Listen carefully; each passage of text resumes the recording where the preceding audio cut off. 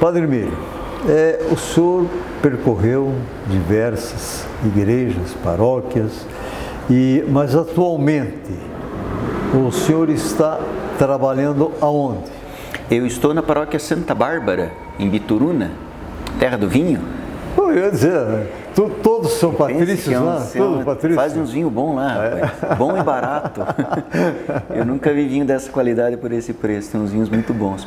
Olha. Eu trabalho na paróquia Santa Bárbara, tenho o Padre Antônio Carlos Rodrigues, que é o pároco, né? E eu sou o vigário, nós estamos em dois lá, né? Dividindo o serviço, né? Então o senhor animou Bituruna através do canto, da música? Olha, espero, né? Perguntar para eles, né? Mas acho que o vinho alegra mais. Bom, o vinho, o senhor sabe que Jesus utilizou na Santa Ceia, né? E a Bíblia diz, o vinho alegra o coração do homem. Perfeito, perfeito. Com moderação, por favor. E deixa mais leve. Senão a alegria vira dor de cabeça. Mas lá com certeza o senhor tem saboreado os melhores vinhos do país, né? Tem. Bituruna tem uma tradição com a questão da uva, de vinho, agora a festa. E é interessante assim que por um lado tem o elemento de tradição, né? São famílias que o pai, o avô, o bisavô, o trisavô já fazia vinho, vem de uma longa história. Mas também tem um lado de modernidade, tem pessoas que fizeram faculdade de enologia, que foram estudar, que aplicam técnicas novas, né? Então harmoniza-se bem assim a tradição familiar com a modernidade, com as novas técnicas de hoje, né? Por isso que saem uns vinhos bons, assim. Então a gente encontra aqueles porões ainda, aquelas barricas enormes e tal. Sim. Tem inclusive a Rota do Vinho, né? A Rota do Vinho, que é um caminho ali que você pode visitar as vinícolas, conhecer um pouco do processo. O pessoal é muito acolhedor, assim, é muito simpático, assim, é muito atencioso também. Quem quiser aproveitar, chegue lá, aproveite. Prefeito, olha a propaganda que está sendo feita de Bituruna, em pleno Natal, hein? Eu vou cobrar cachê, né?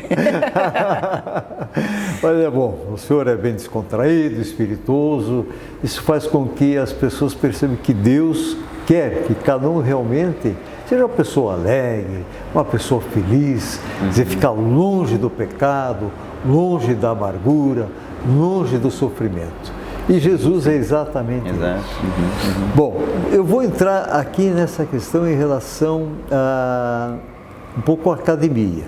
O senhor imaginou um dia fazer parte da Academia de Letras da Alve? Pois olha, sabe que é engraçado que não, embora o pai é acadêmico já há muitos anos, fundador, né? Ele é fundador, presidente várias vezes. Né? Sim. Mas eu nunca, para mim, assim, eu nunca pensei em algo assim, embora eu sempre gostei de escrever, desde criança. Eu tenho vários livros, até tenho que procurar em casa ver se tem ainda, que eu pegava caderno assim e começava a escrever livros com romances policiais, assim, investigação e tal. Eu sempre gostei de escrever, mas eu aumentei muito a minha produção nos últimos anos. Então, eu criei uma nova forma, que é uma espécie de um vídeo audiolivro, que eu fiz sobre Porto Vitória, eu fiz as canções sobre Porto Vitória, e daí eu fiz videoclipes com imagens, né, da cidade, mas também com textos. Então aparecem umas imagens, daí aparece um texto falando do assunto, conectando com a vida cotidiana e depois fazendo uma oração. Que é uma espécie de um videolivro, né? Se você está vendo o videoclipe, você vê as imagens, você ouve a música, mas também você acaba lendo o texto que... Isso é algo inédito ou já existe no mundo? Que eu saiba, é inédito nessa forma, eu ao menos nunca vi. E inclusive é o maior lançamento da história da música brasileira, porque foram 56 canções lançadas ao mesmo tempo, né? Eu até procurei no Google ver se alguém tinha feito mais que isso para não falar bobagem, mas até onde eu sei, se alguém tiver outra informação, me avise, por favor, para eu parar de falar isso. Mas até onde eu sei, dos recordes. até onde eu sei, até a nível mundial, seria um dos maiores projetos musicais já feitos. Foram 56. Eu fiz 3 DVDs, né, porque são videoclipes, mas quem quiser tem no meu canal no YouTube também, eu postei os videoclipes. Porque hoje muita gente nem tem aparelho, né, de DVD, nem tem onde assistir, mas for lá no YouTube, Padre Emílio Bortolini Neto, tem o canal, tem as playlists ali. Tranquilo. Pode assistir. Muito bem. E aí depois eu fiz vários outros. O senhor tem uma ideia, de setembro do ano passado até hoje, eu publiquei 6 livros. 6 livros? 6 livros. O mestrado que deu essa força para o senhor, porque eu sei que o senhor fez o mestrado em Roma, terminou o mestrado com louvor. Sumo louvor. Sumo louvor. Eu tive um professor lá, que era o Frei Paulo Martinelli, que hoje é bispo, ele hoje inclusive é vigário apostólico no Oriente Médio, na parte mais da Arábia lá. Ele foi bispo auxiliar de Milão, logo que foi escolhido. E basicamente assim, o que eu faço é aplicar, eu chamo da grande questão martineliana. Eu volto e meia até eu converso com ele por e-mail, eu sempre dou as notícias. Foi o que eu peguei com ele, essa questão de conexão entre as coisas. Né? Ele sempre perguntava isso, com que isso se liga? Com que se conecta? Quer dizer, uma coisa não é só ela. Não é isolada, né? Ela tem ligações, e se for ver, o nosso cérebro funciona assim. Como é que a gente pensa? Conexão entre os neurônios, sinapses. Né? Se os neurônios pararem de fazer sinapse, a gente morre. Tudo que existe é uma conexão de átomos, são coisas que interagem. Né? Então aí que foi como se eu encontrasse um filão, assim, né? Dei umas picaretadas ali, encontrei o filão, agora é só cavar mais fundo, é só aplicar o princípio, né? Bacana, parabéns pela Obrigado. Essa sua, digamos, disponibilidade em registrar, escrever, dizer, através de leituras profundas, o senhor, claro que produz as devidas elucubrações, aí coloca o entendimento. Isso. E eu procuro sempre traduzir, assim, eu procuro usar uma linguagem mais simples possível. Acessível, né? O objetivo não é dizer assim, a pessoa lê e diz, nossa, como esse cara é culto, olha o vocabulário dele, como é rebuscado. Não, o objetivo é a coisa em si, é que a pessoa compreenda e aplique para a sua vida. Eu sempre tenho esse lance prático, assim, que diferença isso faz no teu dia a dia, no teu cotidiano. Né? Entendendo, ele vai mudar para melhor. Exato, né? Não adianta ficar com o dicionário do lado. Sim, só de abrir o dicionário e fechar. Perde mais tempo no dicionário. Exatamente. Eu penso que o escritor tem que facilitar a vida do leitor. Bom, Padre Emílio, nós estamos vivenciando o Natal, uma data realmente maravilhosa. Sabemos de toda a questão do Advento, né? Aquela a coroa de velas, que nós chamamos. Coroa do Advento. Do Advento, cada semana se queima uma vela. Poderíamos dizer mais ou menos o significado das cores, o que representa? Então, o Advento, assim, ele é essencialmente o período de espera. Eu até brinco assim que as pessoas que mais vivem o Advento, que entram mais profundamente no seu clima, na sua atmosfera, são as mulheres grávidas. As mulheres que estão grávidas nesse momento. Porque a mulher grávida, ela está sempre com o pensamento no nascimento do filho. Né? Ela sempre, a cada pouco, ela está fazendo isso, está fazendo aquilo. Ela pensa, puxa, falta tantos meses, tantas semanas, meu filho vai nascer, isso, aquilo, já começa a sonhar um monte de coisa com a criança. Aquela alegria por algo que ainda não aconteceu, mas que está vindo, que já, como aquela música do Alceu Valença lá, tu vens, eu já percebo os teus sinais. Então o Advento é isso, é nos treinar, digamos assim, é nos despertar para a presença de Deus entre nós, que Ele vem de muitas formas, né? Ele vem a nós por meio da sua palavra. Cada vez que a gente lê a Bíblia, Ele está vindo ao nosso encontro, por meio da Eucaristia, do corpo e sangue de Cristo, por meio das pessoas com quem a gente convive, por meio da natureza, por meio dos acontecimentos da vida. É Ele quem vem, só que Ele vem disfarçado. Né?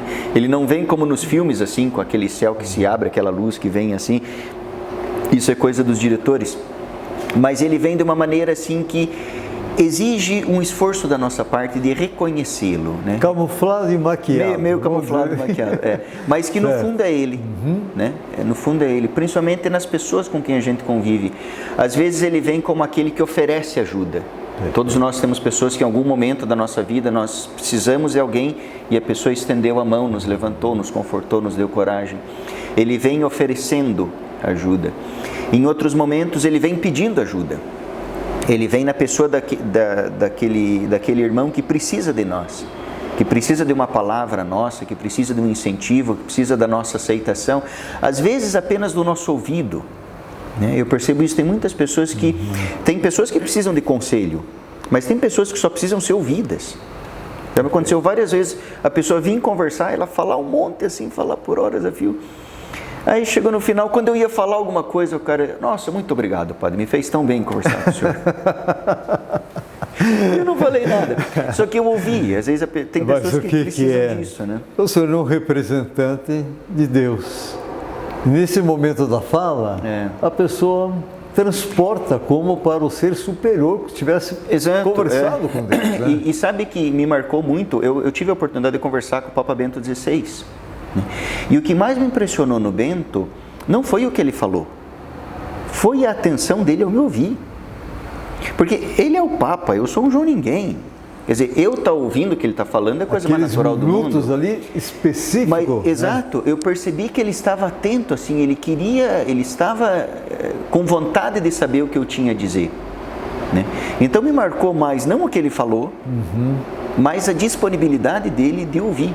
E acho que eu peguei um pouco disso com ele, assim, também de outras pessoas, dizer, tá, primeiro eu preciso ouvir, eu só posso falar alguma coisa útil para essa pessoa se eu acolher bem, se eu souber bem a situação que ela está passando. Então, só o ouvir.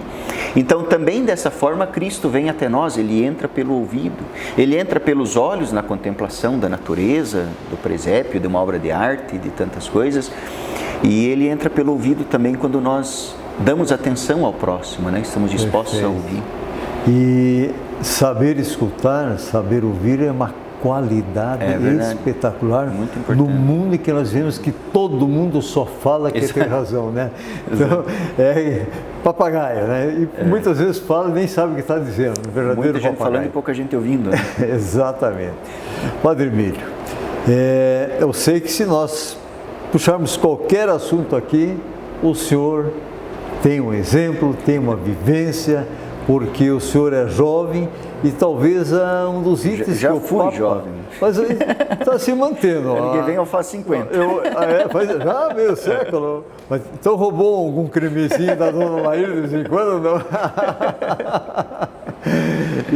Mas talvez o Papa, por escutar esse jovem padre, né? Porque essa capacidade de escutar é aprender. Então, e precisa oportunizar os novos a colocar seus pensamentos. Sim, sim. Bom, nós vamos encerrar o primeiro bloco, meu caro confrade Padre Emílio Bortolini. E no segundo bloco, nós vamos procurar trazer exatamente olhando o presépio. Como é que surgiu essa ideia? Afinal, 800 anos. Olha só a minha intimidade com São Francisco, quando o Chiquinho inventou o presépio. Olha só, que maravilha, né? Então, nós vamos trabalhar mais a questão do livro e vamos fazendo algumas analogias com a atualidade. E isso é importante. Ok? Muito bem, vamos lá. Estamos apresentando o programa Caminho da Universidade e hoje esta presença espetacular do confrade, o Padre Emílio Bortolini. É rapidinho, já retornamos.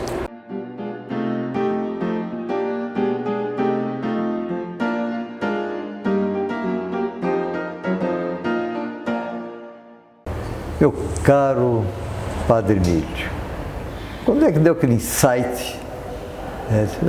O título vai ser Olhando o Presépio. E aí brota um livro espetacular que o senhor vai trazer agora detalhadamente para os nossos ouvintes. Então, assim, eu desde criança eu sempre gostei de presépio, né? Eu sempre ficava, não vou dizer horas assim, mas ficava tempo olhando assim, qualquer lugar que eu fosse que tivesse um presépio. E principalmente a gente normalmente passava o Natal na casa da minha avó, da mãe, e ela é uma pessoa muito querida, assim, muito especial. E ela sempre, né, pedia pra gente ajudar a montar o presépio, coloca essa figura aqui, traz barba de velho, coloca aqui, não sei o quê. Então, tem esse lado assim de uma memória afetiva, de infância, né? Mas, então eu sempre gostei de olhar o presépio. E eu sempre gostei muito de compor, né? Eu escrevo muitas músicas. E de repente eu fui vendo assim que eu tinha muitas músicas sobre o Natal. E eu comecei a pensar em organizar algo assim do gênero. E eu já comecei a trabalhar nisso em 2018.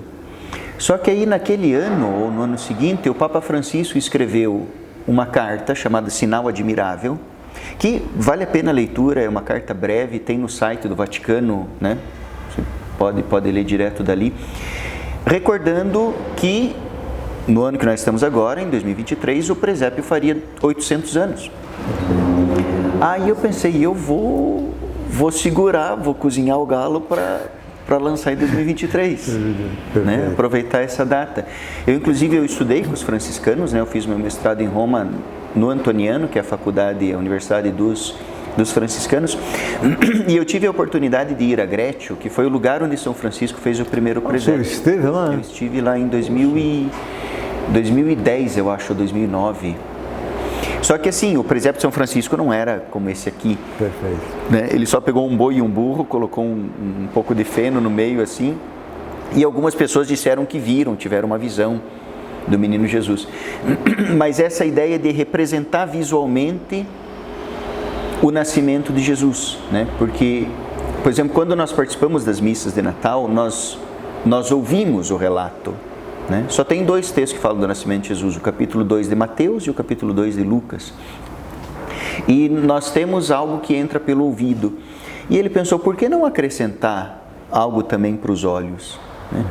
E claro, já havia muitas pinturas, só que ele que teve essa ideia de fazer de uma maneira tridimensional. Né? A pintura são 2 dimensões, né?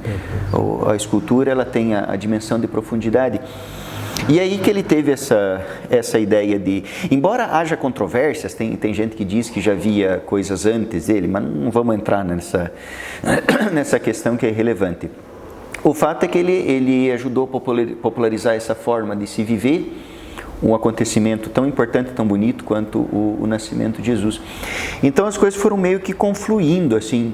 Teve também ali, acho que, eu não lembro bem certo, eu tenho aqui a data, em 2017, 16, que a professora Marli Baldori, que é a nossa confreira da ALVE, né? Ela me convidou para ir no Instituto Palazzolo, que ela estava trabalhando com umas meninas que moravam lá, para escreverem poemas, incentivando elas a escreverem poemas. Projeto da ALVE. Isso. E como era final do ano, acho que era ali por outubro, novembro, ela pediu que as meninas escrevessem poemas de Natal. E ela me convidou para ir lá conversar com as meninas, falar sobre as minhas obras, os meus escritos, e perguntou se eu poderia musicar alguns poemas delas. E aí eu falei que eu teria que ver, porque nem tudo pode ser musicado, né? O texto tem que pedir isso. Eu falei, eu vejo o texto, se o texto pedir, eu faço com muita alegria. E acabei compondo 4 canções. 4 canções. Inclusive uma que é talvez assim uma das letras mais fortes que eu já fiz na minha vida, que eu fiz em parceria com essa menina, que chama-se O Último Natal Contigo. É a história da menina que perdeu a mãe, né? E tipo, ela olha em retrospectiva para o Natal do ano passado, preparando o presépio, a árvore, limpando a casa, sem nunca imaginar que seria o último Natal com a mãe, né? Então é uma canção muito forte, assim, muito emotiva. E ainda mais quando você pensa que isso aconteceu com uma menina de, não sei, 10, 11, 12 anos, né? E aí eu pensei, eu não quero deixar avulsas essas canções, eu quero colocá-las de alguma maneira em algum projeto maior. E aí acabei encaixando, né, nesse projeto aqui no livro, do então, isso, são essas 4 canções, essas meninas do Palazzolo, que entraram como faixas bônus, né? Eu fiz uma música para os franciscanos também, que chama-se O Homem de Marrom. O Homem de Marrom. Que é a cor do hábito deles, né? Até na capa aqui. Não seria o Homem de Chocolate, não. Não, só o marrom da túnica. E daí o livro, assim, são orações e canções inspiradas por cada personagem do presépio. O senhor trabalha cada personagem. Então, desde, por exemplo, aqui, Nossa Senhora, aí tem a canção aqui, tem a letra, inclusive cifrada para quem toca violão, instrumentos musicais, e tem os QR Codes para ouvir. uma versão cantada e uma versão instrumental. Então, pode cantar junto. Isso, fica tipo um karaokê. E também pelo seguinte, eu trabalho bastante a parte instrumental, eu capricho muito nos arranjos, eu coloco vários instrumentos, né? E às vezes a pessoa ouvindo a versão cantada, você não percebe isso, né? Porque a voz acaba ocupando espaço. Então, sem a voz, você acaba percebendo, nossa, olha, tem um violão lá no fundo, tem um órgão, tem um piano, tem uma flauta, tem uma gatinha de boca, tem isso, tem aquilo. Às vezes até uma de um lado, outra do outro, sabe quando você escuta no fone de ouvido, tem um instrumento aqui, o outro aqui, eles vão conversando. Então a versão instrumental ajuda a perceber melhor essas nuances. E aí depois são orações, não são comentários, né? Eu estou falando com Deus. Estou falando com Deus. E nessa conversa eu trago, né, como assunto da conversa, aquilo que o personagem simboliza, né?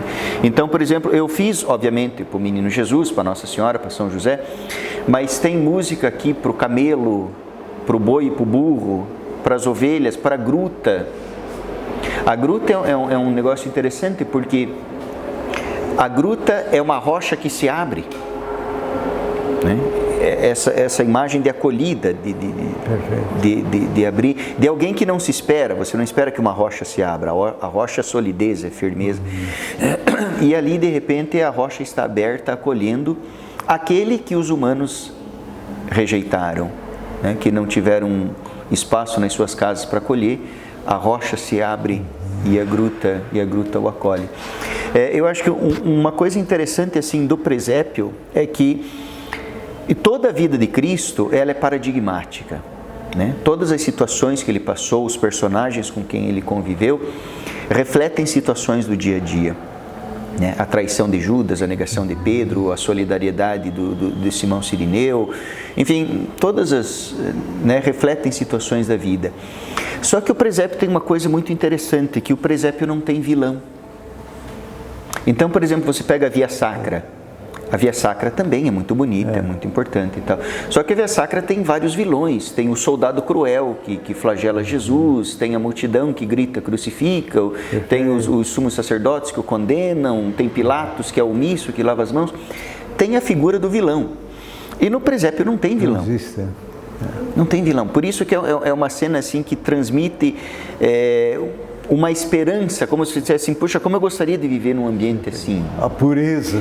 Uma pureza, né? Onde os pastores, os magos, os animais, a Sagrada Família, o anjo, né? Ou os anjos, o coro de anjos, tudo transpira alegria, beleza, paz, né? A própria geografia com a vegetação. Exato, né? exato, a própria paisagem, né? Normalmente para ver que é uma paisagem bonita, agradável, assim. Só que por outro lado, o mal não está ausente do presépio. Só que ele está como dizem os professores de português, sujeito oculto. Ele está ali, por que Jesus nasce numa manjedoura, numa estrebaria? Porque ele não foi acolhido. Então existe esse lado do mal, a rejeição, a indiferença, não estou nem aí, mas é uma mulher grávida, está para dar luz, não estou nem aí, vai dar luz onde quiser, não vai ser aqui em casa. Aquela hostilidade, aquela falta de acolhida.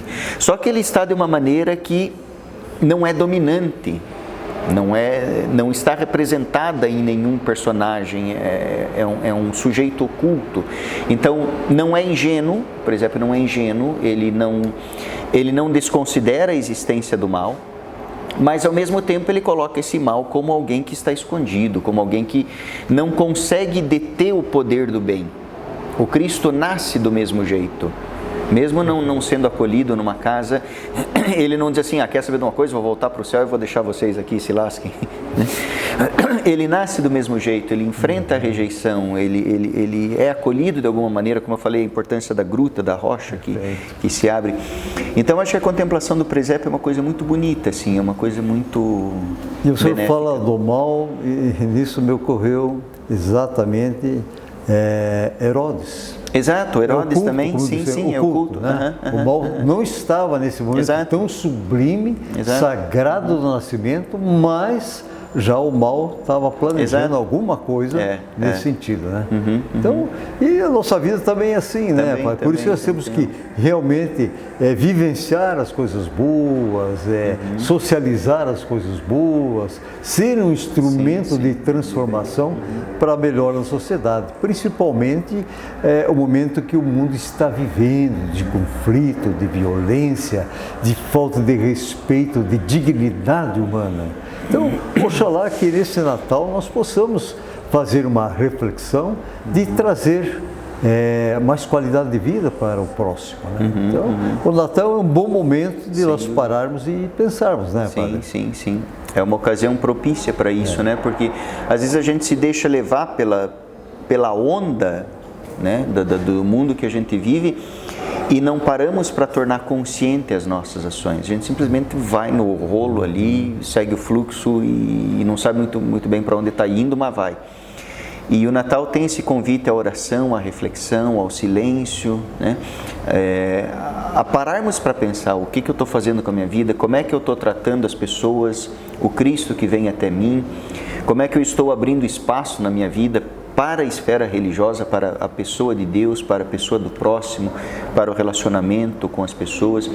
Tudo isso a gente precisa de um momento de avaliação, digamos assim, de parar, sentar, se acomodar um pouco, olhar para si mesmo, reforçar o bem que já está sendo feito, corrigir coisas que estão meio fugindo do rumo, se inspirar para fazer coisas novas. Isso traz muito benefício. Seria um Natal justo, correto.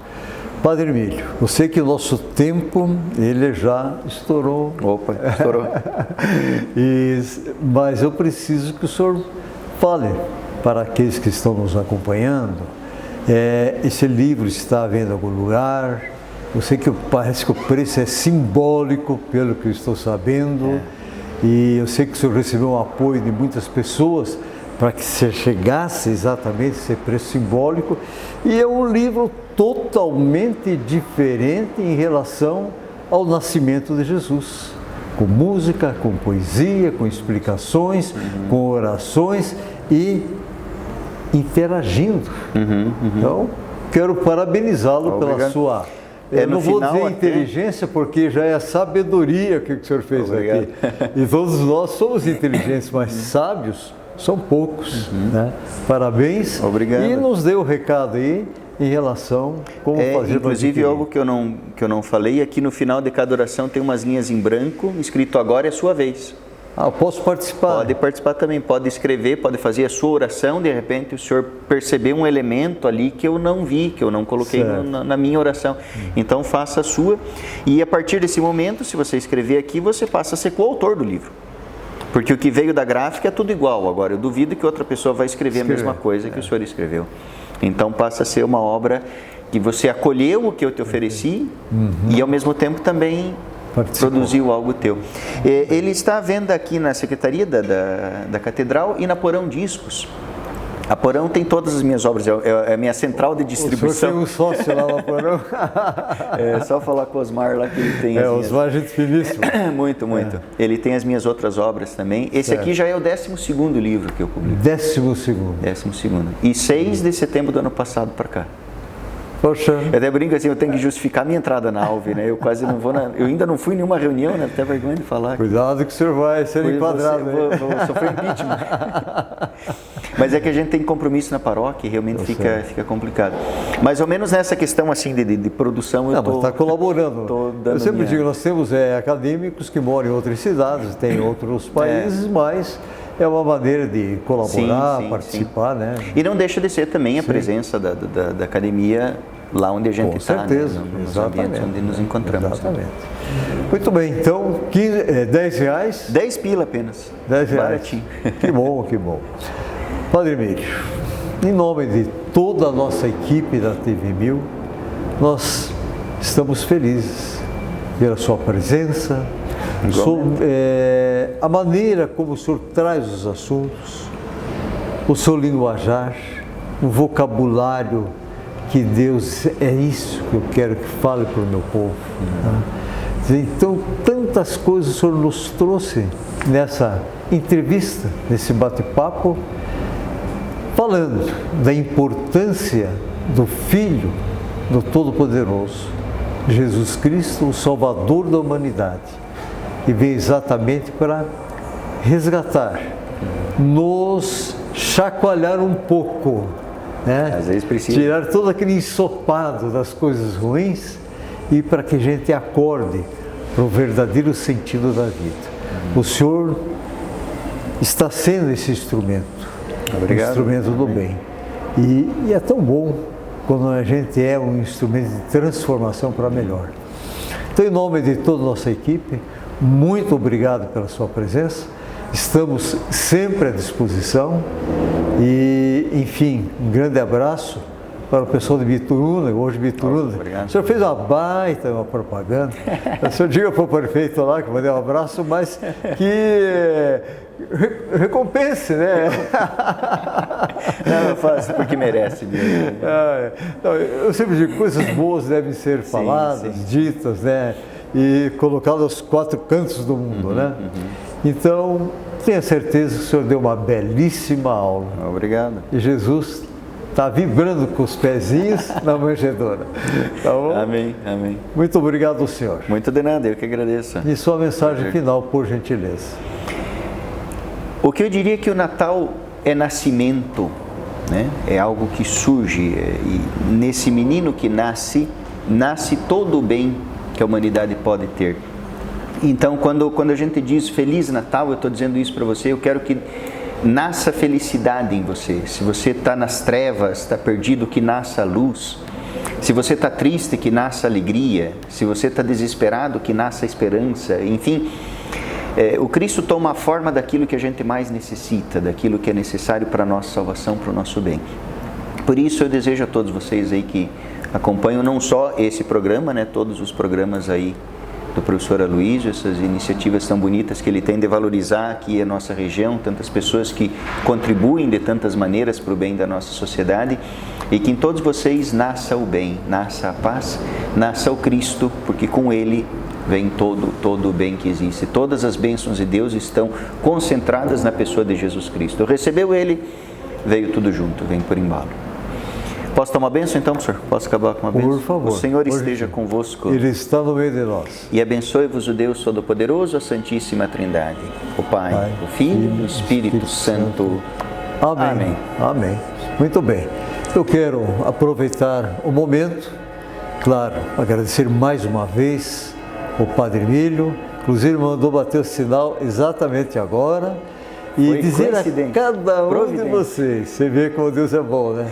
Cada um de vocês, por favor, abra o teu coração e deposite uma manjedoura, porque tenha certeza que nessa manjedoura do teu coração, Cristo vai habitar para trazer a paz, o amor, o respeito e a dignidade de vida. Justiça seja feita com os homens. Feliz e Santo Natal. Até o próximo ano, mas também tem até a próxima semana do programa. E eu tenho colocado, meu caro Padre Emílio, de que não existe problema sem solução. Quando você acredita no poder da palavra mágica, educação. Até!